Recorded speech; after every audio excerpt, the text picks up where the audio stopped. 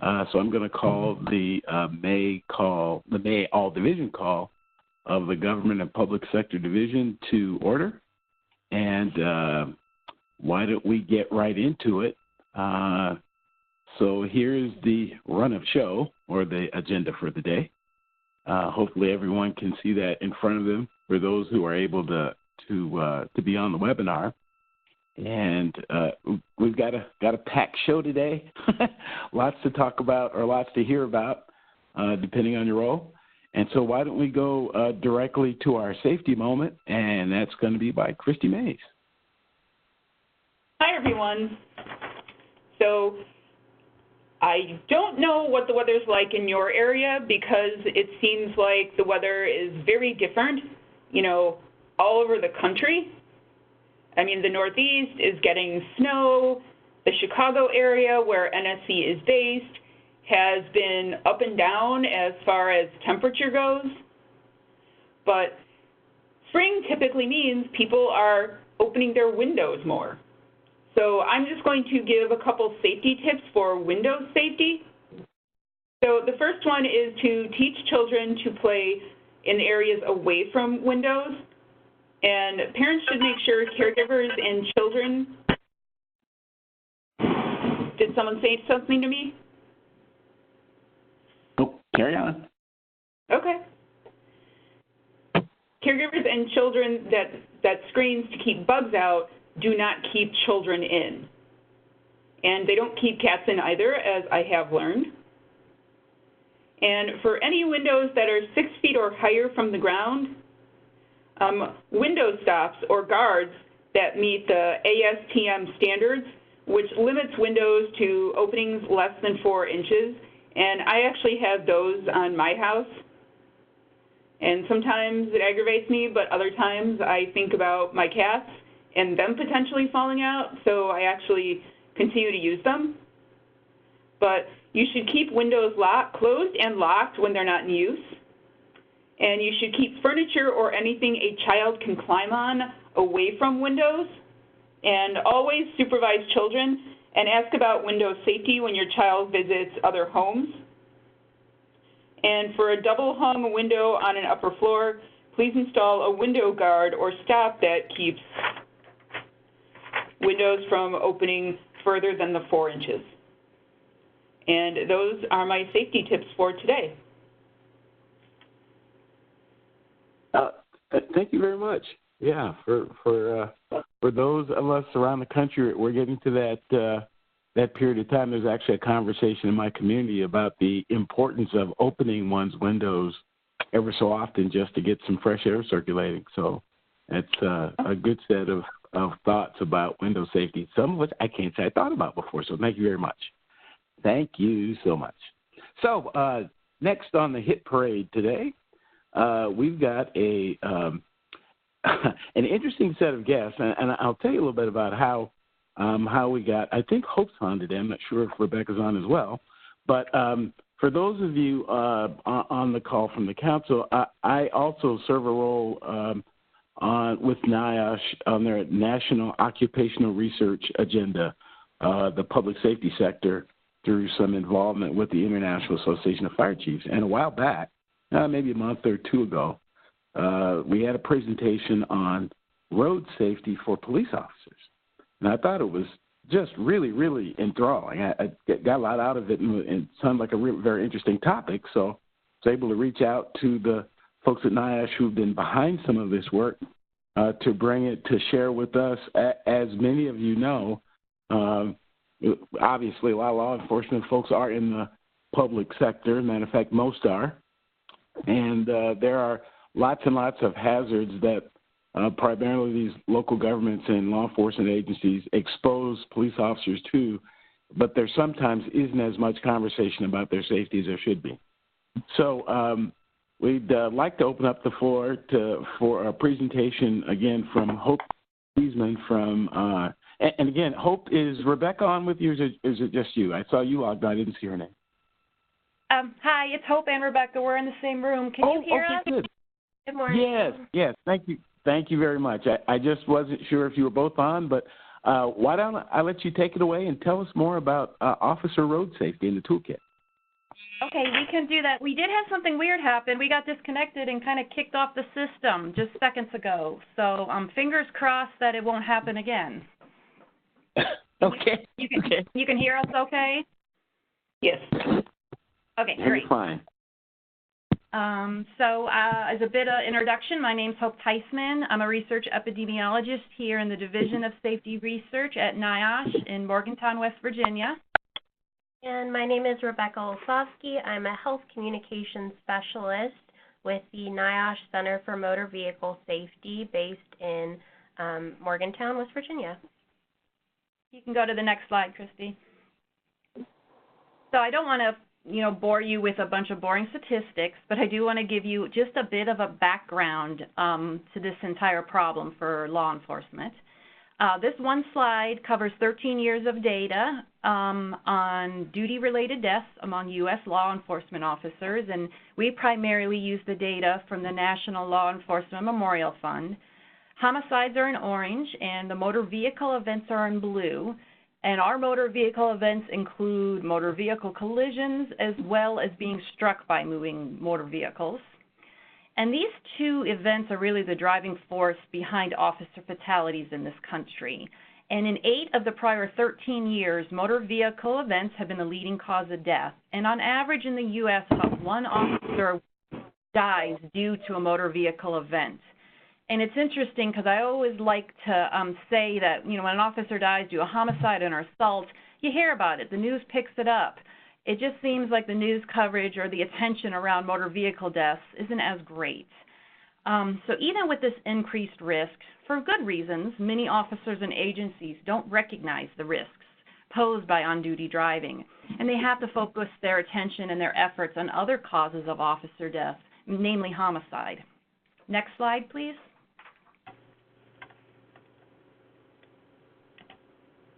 So we've been studying motor vehicle crashes for well over a decade now here at NIOSH. And really, this decade of research has culminated in the Officer Road Toolkit.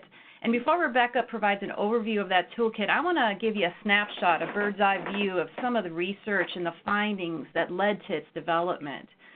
We started research, again, over a decade ago with a statewide survey of frontline officers to really better understand their policies, their training, their perceptions of their training and policies, and how often they used seatbelts, as well as some other PPE. So law enforcement agencies in the U.S., they're decentralized, meaning you can't, even though we do, it's hard to talk about law enforcement with one fatal swoop. Law enforcement runs from the one-man sheriff who works out of the back of the post office in rural Iowa all the way to the NYPD and everything in between. At the time of the study, we knew that many officers and agencies struggled with consistent seatbelt use. And there were many factors that come into play here. There's basic factors like sociodemographic and occupational differences. Agencies have different training backgrounds and policies. And then the officers themselves come to the field with information and backgrounds on whether they've been in serious crashes and how they perceive motor vehicle crashes. And all those factors, we believed, impact seatbelt use. Next slide.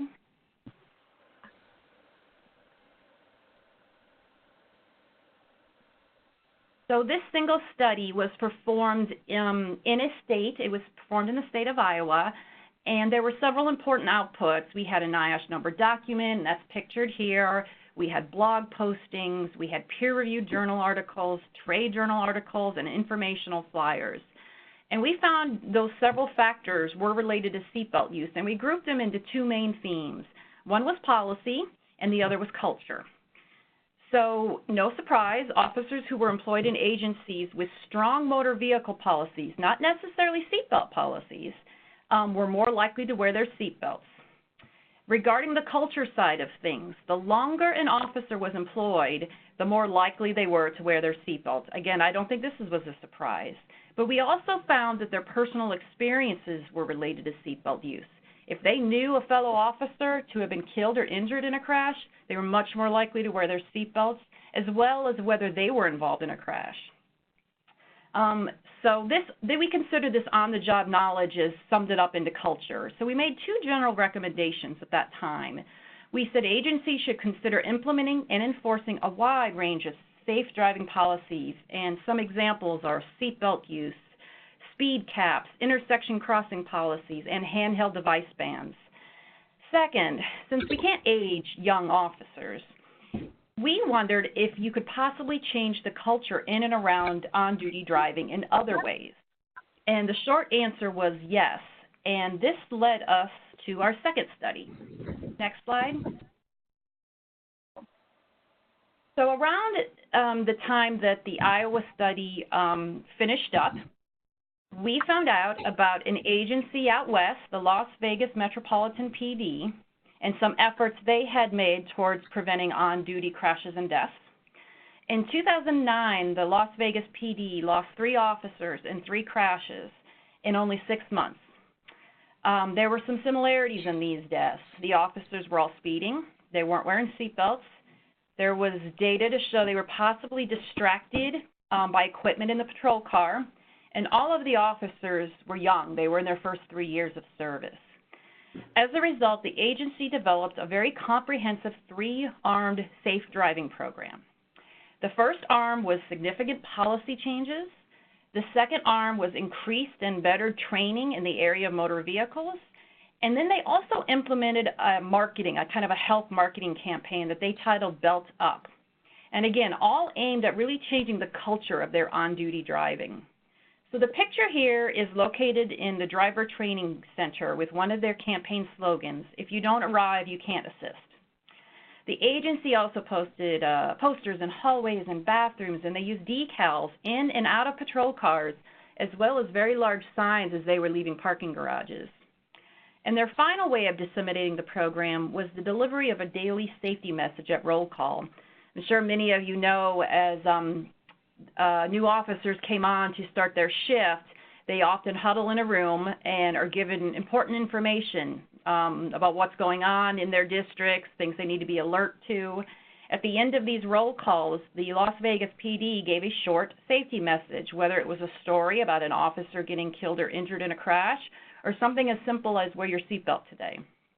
So I won't get into a lot of methods, but I can tell you we had a pretty rigorous study design, and we measured the impact of the Las Vegas PD program on both crashes and injuries over a 7-year period.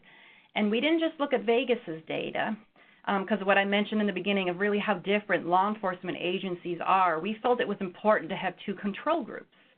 So we had 2 very similar sized control agencies where we looked at their data as well. Next slide.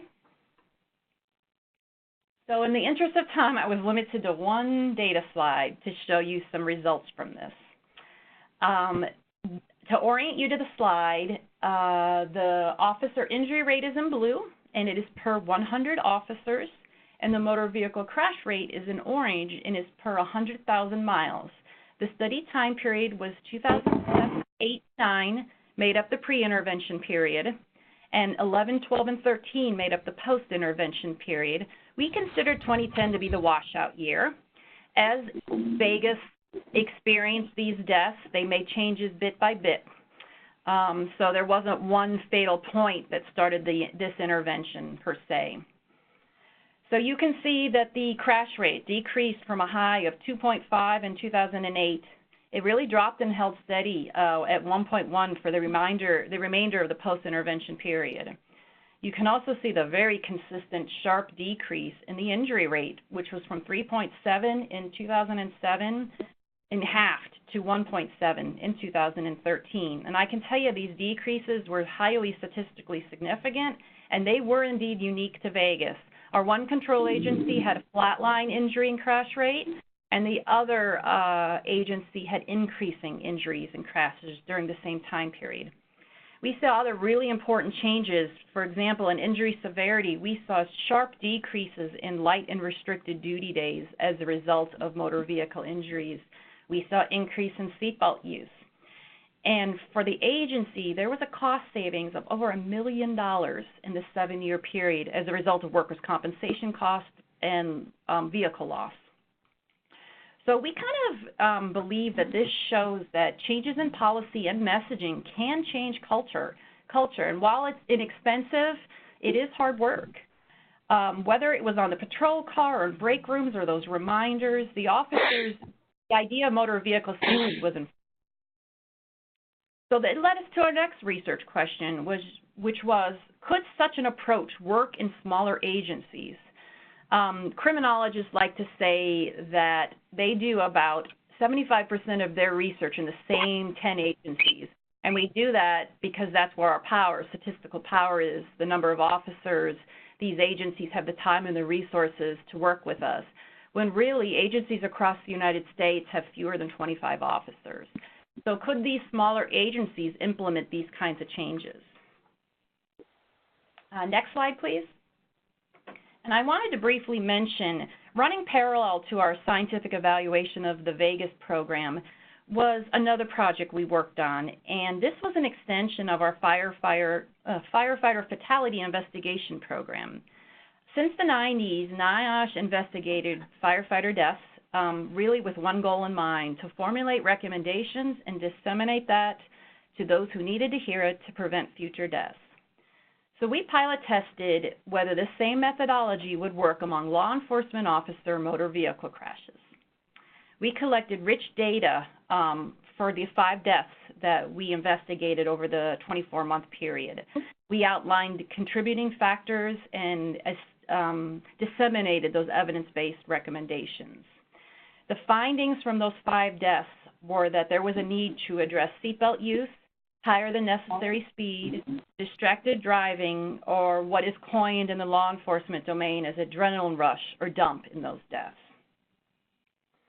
Next slide, please. Before Rebecca moves on to really the development of the toolkit, I wanted to point out, and this is true across, really all occupations and industries, you need partner and stakeholder support, but it is the blood of doing research with law enforcement officers. So this is really a sampling of some of those partnerships we developed over the years. Again, I just want to highlight that without their support and without them letting us in the doors and sharing their data, we could not be doing this research in this way. So I'll let Rebecca move on to the development of the toolkit. So, as Hope has explained, NIOSH has been researching motor vehicle crashes among officers for 10-plus years. The statewide survey showed how rare ongoing motor vehicle training was, yet officers desired more training. Small agencies simply did not have time or money to do motor vehicle training. And the scientific evaluation of a safe driving program found that simple changes in policy, training, and messaging can lead to large impacts. Such efforts as those at the Las Vegas Metropolitan PD led to significant changes in crash and injury rates. So that decade of NIOSH research culminated in the Officer Road Code Toolkit. NIOSH worked with the groups you see on screen, agencies, nonprofits, associations, academia, and government groups, to develop evidence-based and free customizable materials for small to medium-sized agencies. We incorporated officers' feedback during the development process of the toolkit in order to make sure it resonated well with our target audience, law enforcement officers. Next slide, please. So the Officer Road Code Toolkit is designed to promote safe driving within an agency so that officers operate by a unified code behind the wheel, and that code is Drive to Arrive Alive. The toolkit includes 3 components. First is a manager sheet for agency leadership to use as a guide to incorporate materials into the workplace. The second is 40 safety messages that managers can adapt to their agency's needs and share with their patrol officers. And third is a decal that managers can print and give to officers as a visual reminder of safety messages. Next slide. So the safety messages can be printed as posters, shared over dispatch, or even read to officers during roll call. And you can see on the screen an example of how we would suggest maybe you would display it in the workplace. The messages themselves cover 4 topics with 10 messages per safety topic to provide enough for a month, with extra messages to allow agencies to select those that most apply to them. Based on NIOSH's years of research and discussions with agencies, topics selected for the toolkit include seatbelt use, speeding, distraction, and stress response. And the text in parentheses on the screen shows the key takeaway for each safety topic. So we have buckle up, slow down, focus, and remain calm. Next slide. So all toolkit materials are available at the link you see on the screen, or you can simply search NIOSH Officer Road Code Toolkit, and it should pop up in your search engine. And what you see on the screen is a screenshot of what our web page looks like for the toolkit, along with specific instructions for printing the decal. So we wanted to make sure it was as easy as possible for an agency to take these materials and get them into the workplace. Next slide. So we began disseminating the toolkit in late 2018, and since its launch, we've received positive feedback from stakeholders and from social media groups. For example, the social media post that you see on the screen about the toolkit earned the most likes and engagement that NIOSH has ever received on Instagram in its 2 years. Next slide. So Hope and I are happy to answer any questions you have specifically about the toolkit or the research that led to its development, and we thank you for inviting us to share these materials with you today. Hope and Rebecca, thank you very much. Are there any questions that folks might have?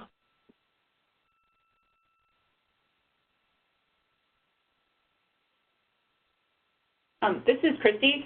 I have one.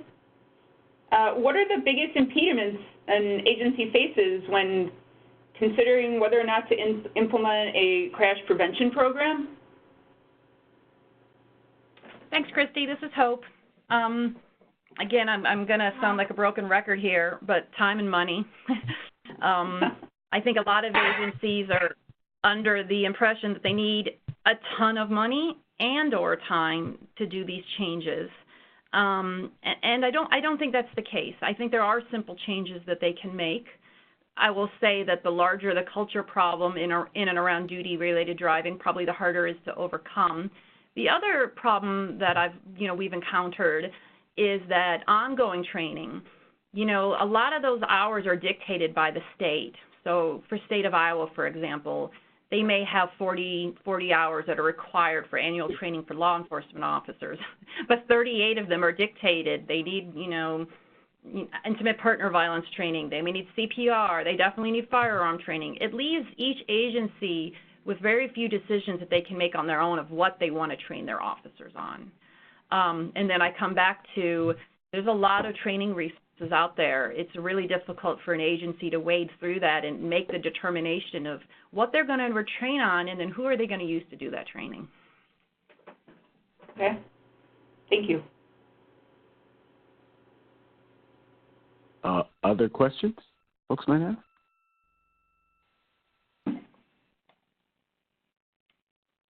So honestly, I really, really, really appreciate you all doing this presentation today.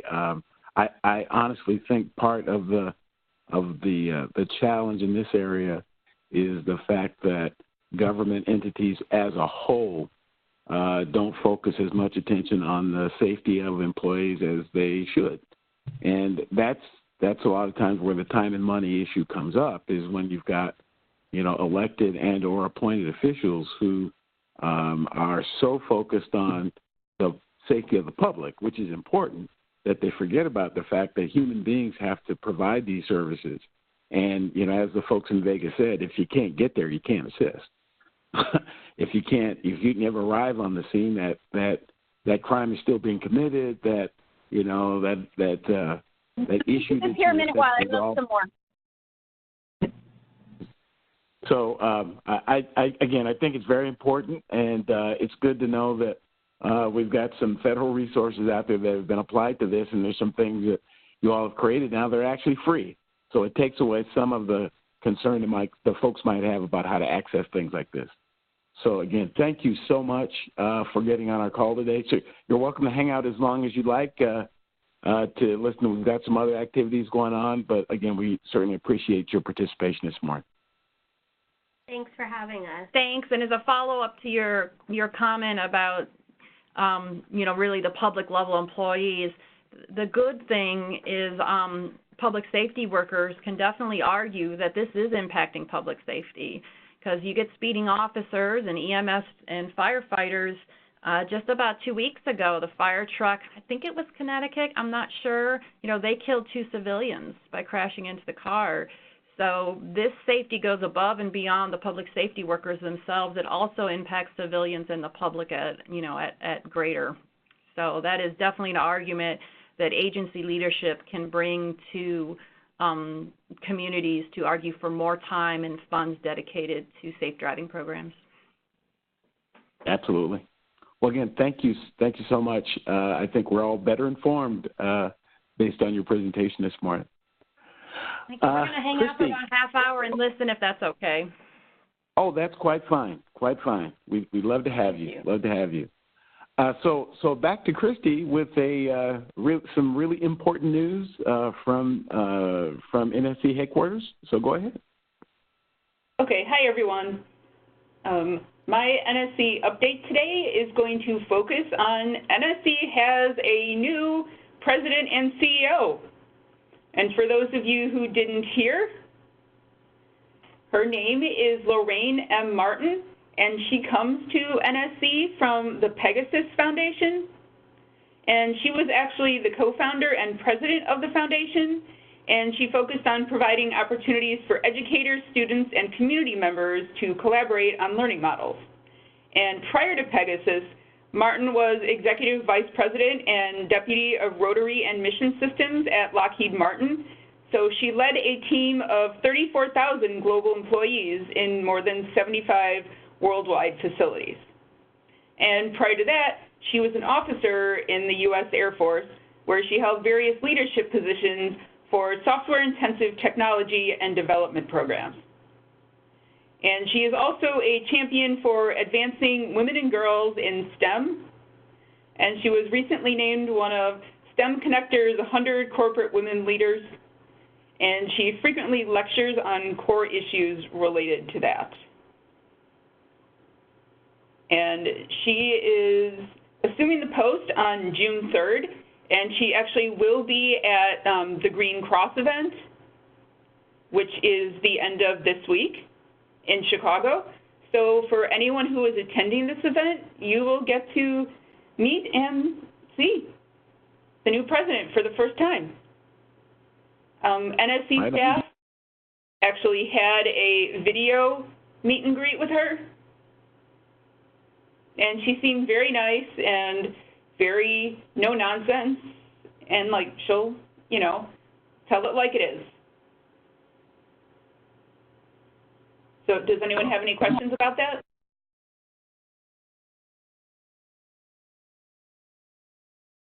Well, if anyone has questions between here and there, just so you know, I'll be attending the mid-year board meeting and the delegates committee meeting in Chicago at the end of the week, and we'll get a chance to meet Ms. Martin in person.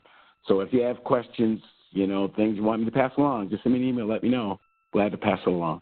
So that's good news. We've been kind of in this interim phase, and I think Nick's done a great job of keeping the ship afloat and keeping us going in a real positive direction over the last few months or so since Debbie's departure. And we've both now got an opportunity to take a whole new set of great steps and go in the same great direction. So thank you for that update. I also wanted to, continuing with the kind of NSC update, I had opportunity, just living in the area here in Atlanta, to meet in person Stephen Schaller, who's the operations manager at the Georgia Learning Center. And having been involved with the council myself for, 5, 6, 7 years or so, I really didn't know the kinds of things that are going on here at the center, which in my case is right around the corner. So I invited Stephen to come on to our call this month and share a little bit about exactly how the Learning Center works and its connection to the rest of the NSC. So without further ado, Stephen Schaller. Stephen, take it away. Yes, thank you, David.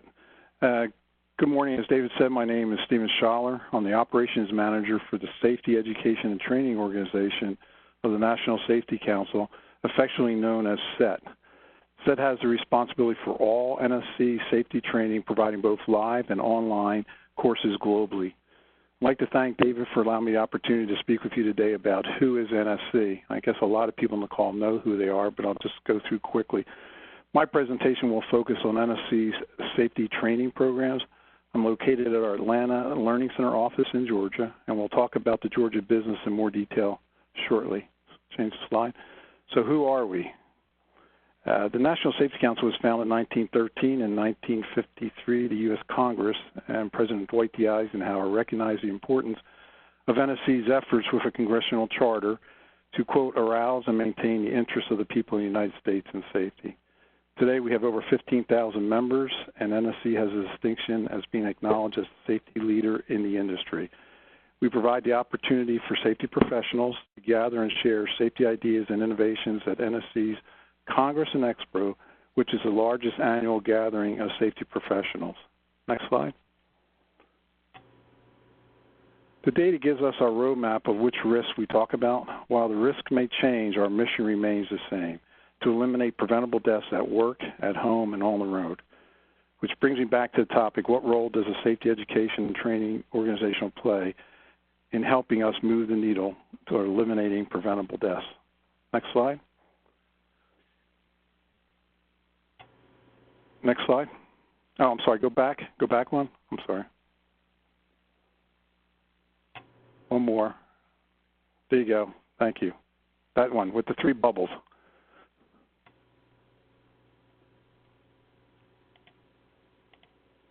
Right there. Thank you.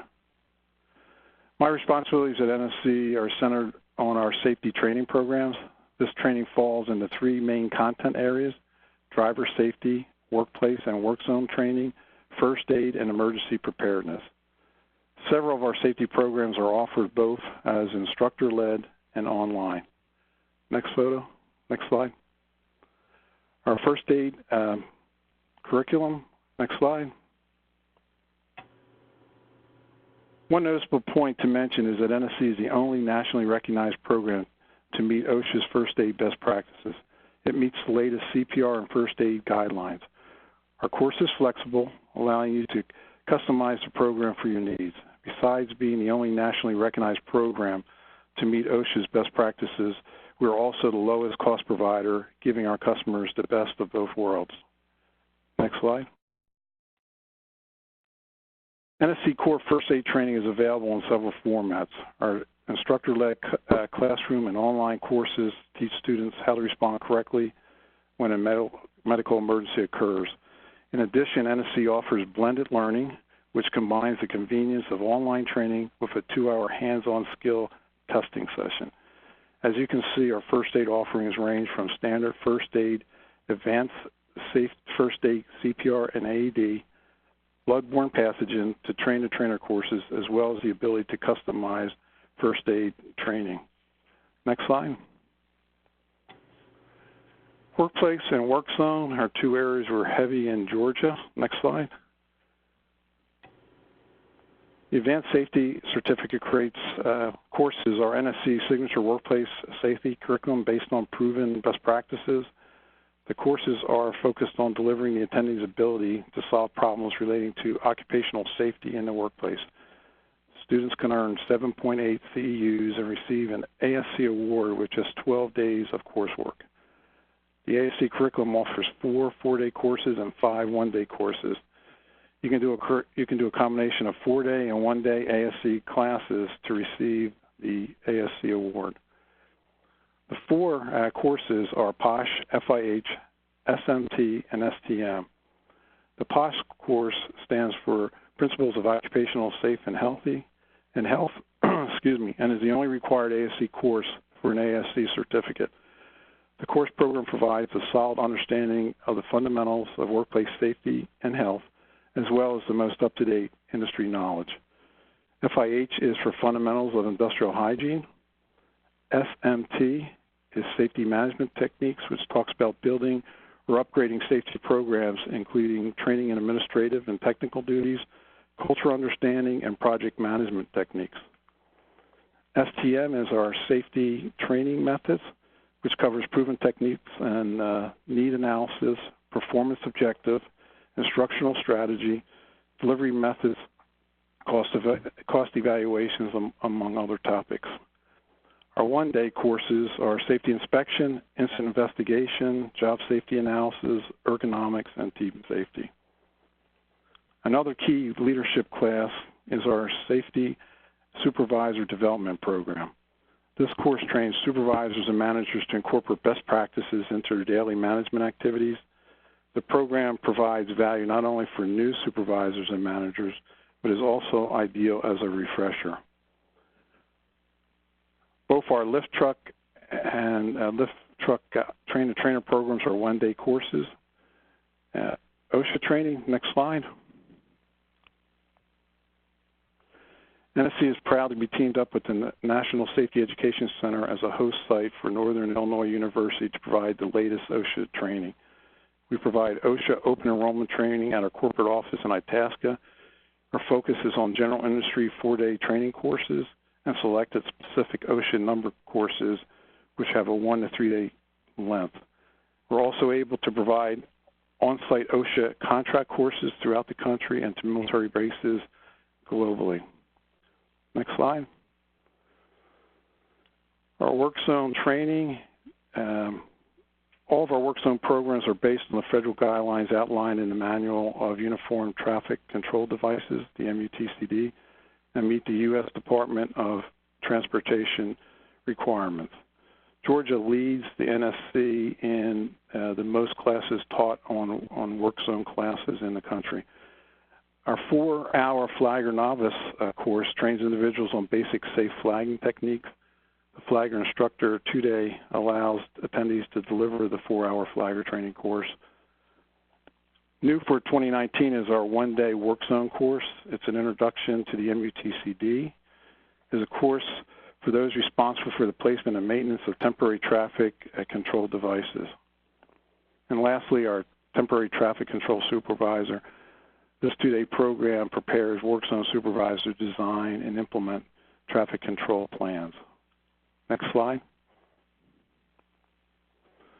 On a local perspective, my role in NSC is to oversee the training operations of the 2 remote learning centers servicing the safety needs in the states of Georgia and Alabama, and assisting with the logistics of our corporate learning center in Itasca, Illinois. All the learning centers offer the entire NSC safety training portfolio. The Georgia office prepares the annual open enrollment workplace training schedule for 8 venues throughout the United States, and we're responsible for managing all the day-to-day logistics involved in live training events, both open enrollment and on-sites nationally. In addition, the Atlanta office coordinates all OSHA training throughout the country, and we provide the thought leadership and subject matter expertise for the Work Zone program. Next slide. One more. This is an ugly slide that depicts why the council provides driver safety training to as many people as we possibly can. Over 40,000 people got into a vehicle last year and never made it home. Those 40 people did not know they were going to die that day.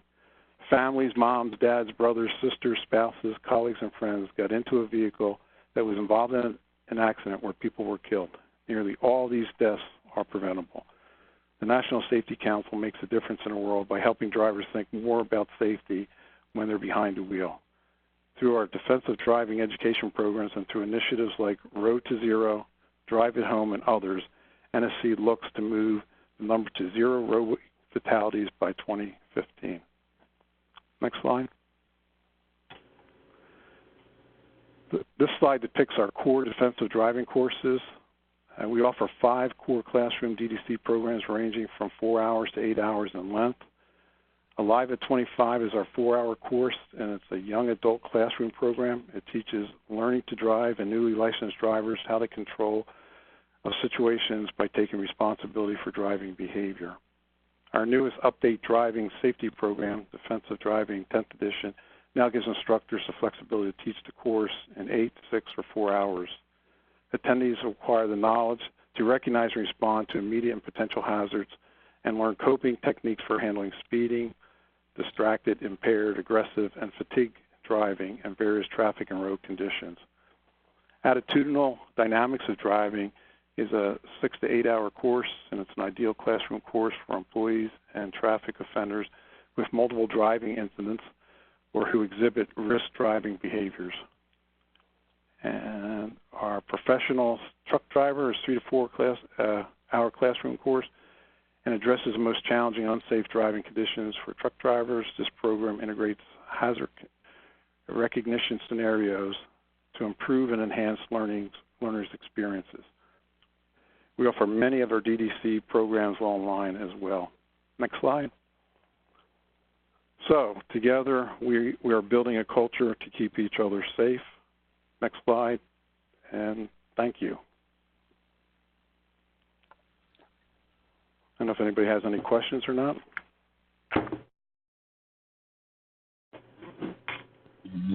Any questions for Steve? Rodney Shepard, can you hear me? Yes, sir. Go ahead. Hey, yeah, this is Rodney Shepard from the city of Decatur, in Decatur, Alabama. Hey, I mentioned that I saw where you mentioned that you do the information for both Georgia and Alabama, and I was just wondering, from a work zone standpoint, the University of Auburn has a program that they put on for the work zone classes. Are you guys involved in that aspect of it, or are you guys a separate entity altogether? We are a separate entity altogether. Okay. All right. Okay. Last question. The DDC-10, I did my first class the other day, maybe about 2 weeks ago, actually. And great program. The information there, the update and everything else from the previous version is great, and I just wanted to kind of commend you guys for doing a good job on that. Okay, thank you very much. Right on. Other questions that folks might have about to Stephen?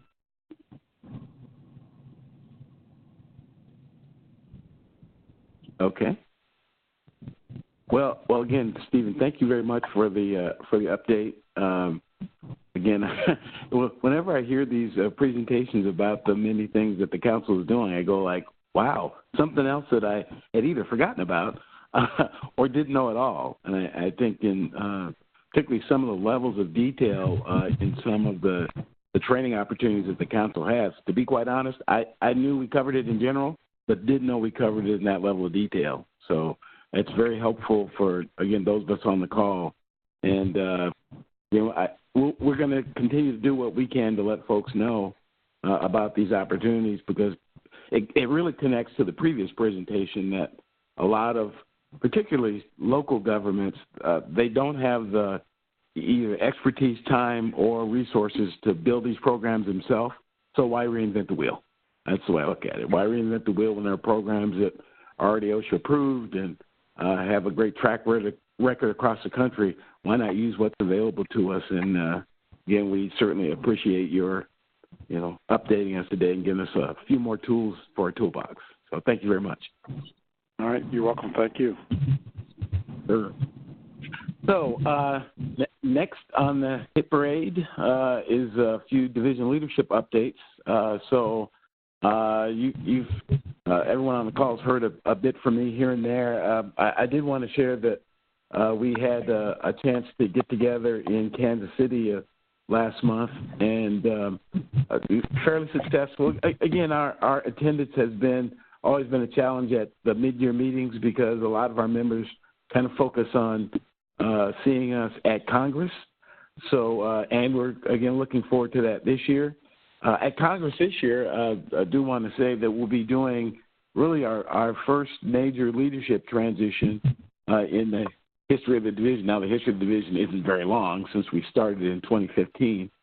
I had the honor of serving as your chair that entire time, and I'm going to pass the gavel, baton, mantle, whatever it is that we're going to call it, to Mark Hoare, who's been vice chair over the last 4 years, as we've been building the division basically from scratch.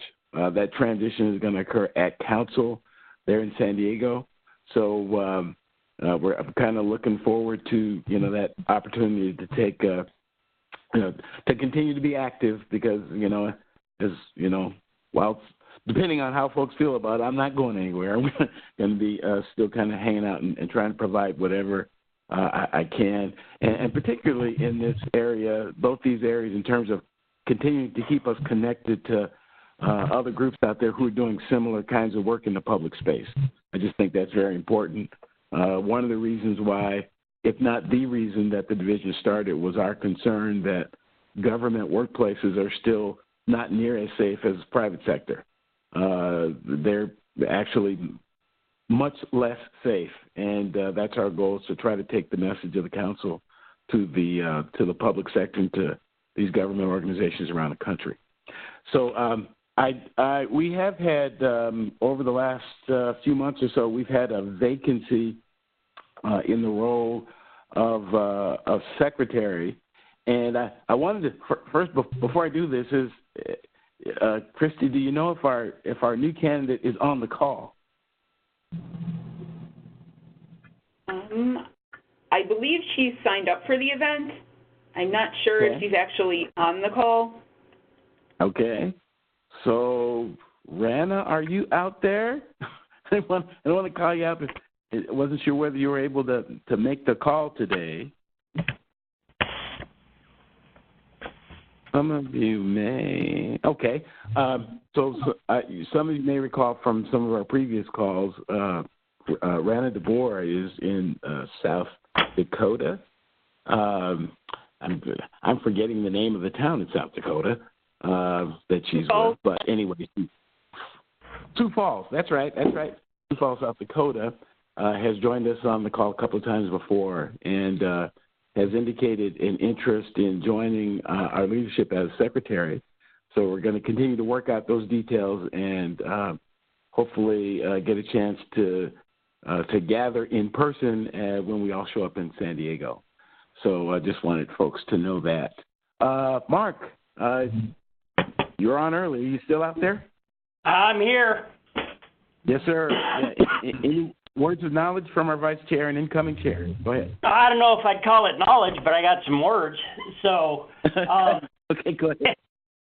So, I'm really honored to be taking the gavel from David, and I got to tell you, I've gotten to know David pretty well over the last 4+ years or 4 years or whatever it's been, and they're big shoes to fill. I hope that I do as well as David's done. He's done a marvelous job, and I do think I bring some strengths and some energy to the position that will help us move it forward. But I really look forward to working with everybody. And thank you, Christy, for helping us develop this. You've done just an outstanding job in working with David and I and the rest of the people. So I have some ideas to move us forward. I will probably start putting those together in the next month or so before we get to Congress, and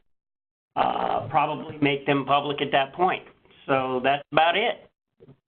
Good. Wonderful. Thank you, Mark. I'm really looking forward to working with you as chair. Yeah. Yep. Thank you, Christy. Right on. Maria Mitchell, I heard your voice earlier. Yes, I'm here, David.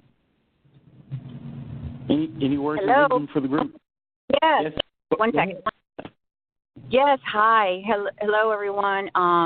I just want to echo in Mark's words of thanking David for his leadership all these years. It's been without question, an inspiration, his dedication to building our division, and this is something that we're all in it for the long run, definitely.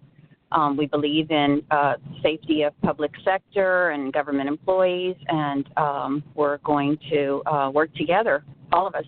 We're one big group, one family, with the same purpose, and we'll work together to increase our division, knowledge of our division, and participation in our division. And I very much look forward to working with Mark in the future, and Christy, your guidance and your constant availability to figure out how we can move forward with our division has been an inspiration to us too. So with that said, I look forward to meeting everyone at Congress. Thank you. I should add, for those who were not able to see us there in Kansas City, that we gave an award. We gave an award actually to the person that we thought was our Volunteer of the Year. And for those of you who, again, didn't hear the name, that was Maria Mitchell. So I was able to accept the award on her behalf, and I shared with the folks is that, well, when y'all have meetings on Mondays and someone is a city council member and they have council meetings on Mondays, it makes it kind of difficult to be there in person. But I was able to talk to Maria over the phone, and again, we really appreciate the work that she's done, and particularly on the public eye on safety, which was kind of her idea, to be quite honest. Got to give credit where credit is due. And we continue to have folks, writing and sharing about their experiences. And for those of you on the call who haven't had the opportunity to share an article, they're only about 500 words. It's not a doctoral dissertation or anything. I would just ask folks to share ideas and thoughts that they have that would be applicable to the public sector. And again, as I said, for that and other reasons, we were really happy to see Maria get this award for her efforts over the last year. So, again, thanks, Maria. Thank you. Well, thank you, David, and the division. I was flattered and very, very honored. I know there's a lot of all of us are volunteers, and we all deserve that award. So, thank you very much. And like David said, please, the public eye on safety, we would love to have a small article from everyone in the division. You just look online and you'll see under our division, and you'll see the guidelines for submittal, which are very easy. Thank you. Thanks. Marilyn Rivers, you able to join us this morning? Sure is she. Because last I checked with her, she was continuing her travels. Marilyn has a very busy shop up in Saratoga Springs, New York. And what we're starting to find is that many of us who are involved in this old safety endeavor in the public sector end up having 2, 3, 4, or 5 other activities on top of being the safety leader for our jurisdiction. So it sometimes makes it difficult to balance everything, but we do what we can. And you know what they say, when you want something done, find somebody who's busy already. Okay. I don't know if Marilyn got on. Okay, she did. All right. Just a reminder to everyone. Next slide, please. A reminder to everyone that registration for 2019 Congress and Expo is open, and our meeting is going to be on September 10th. Be at 1 o'clock. It'll be at the headquarters hotel. So while you're I'm sure, as a matter of fact, we all got information, or should have gotten information about that in the last couple of weeks. So as you're making your registration arrangements, please make sure to find some time for us on September 10th. And we're certainly looking forward to seeing many of you out in sunny San Diego. Christy, any other details or updates on Congress that we haven't already heard of? I don't think so. I mean, as I said before, NSC has a new president and CEO, so Congress is going to be her first big event. Yeah, it ought to be interesting. Ought to be interesting. Yeah. Right on. And again, the hotel is actually at the headquarters hotel, I should say, is the Marriott, and it's right there attached to the convention center. So for those who may be staying either there or the hotel arrangement in San Diego, a lot of the hotels are within walking distance of the convention center. It's a pretty big one if you haven't been there before. So, okay, looking at the clock, we are well within time, and our next all-division webinar will be on Wednesday, June 19th yes. at 11. And we had to do that because that was the presenter's availability. Oh, sure. So a slight change from previous times, but we're going to have a Wednesday call, June 19th, and that'll be at the same time at 11 a.m. Eastern Time, 10, 9, and 8, depending on your time zone. So, and again, evidence-based guidelines for fatigue risk management in emergency medical services. Outstanding. And I have a short description if anyone wants to hear it. Sure. This webinar will provide an overview of fatigue in EMS projects, and this project was funded by the National Highway Traffic Safety Association in collaboration with the University of Pittsburgh and the National Association of State EMS Officials. And phase 1 of this project focused on evaluating the best available scientific evidence for various fatigue mitigation interventions. And the project was comprised of 7 systematic reviews and 3 meta-analysis of best available evidence. And a panel of experts reached a consensus on 5 recommendations. So the webinar will provide a background on the problem of fatigue in EMS, the methods used to evaluate the evidence, and the findings that inform the 5 recommendations and evidence-based guidelines. So that sounds like a really interesting topic to be part of. Another opportunity to expand our knowledge and awareness of safety issues in the public sector. So again, it is now just before noon out here on the East Coast. Certainly appreciate everyone's participation, and particularly our special guests from NIOSH and from the NSC Georgia Learning Center. And we look forward to hearing from many of you over the next month, and hope to hear you on our next all-division webinar, June 19th. Take care and have a safe rest of the month. We want to hear from you soon. Take care. Thank you, David. Thank you. All right. Thank you, everyone. Have a good day. Thank you. Bye. Thank you.